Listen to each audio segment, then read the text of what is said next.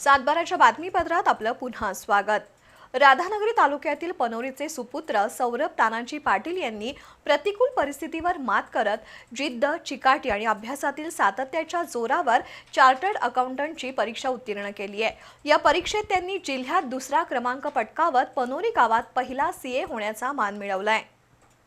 राधानगरी तालुक्यातील पनोरी गावचे सौरभ तानाजी पाटील यांनी प्रतिकूल परिस्थितीवर मात करत जिद्द, चिकाटी आणि अभ्यासातील सातत्याच्या जोरावर चार्टर्ड अकाउंटंटची ही परीक्षा उत्तीर्ण केली आहे।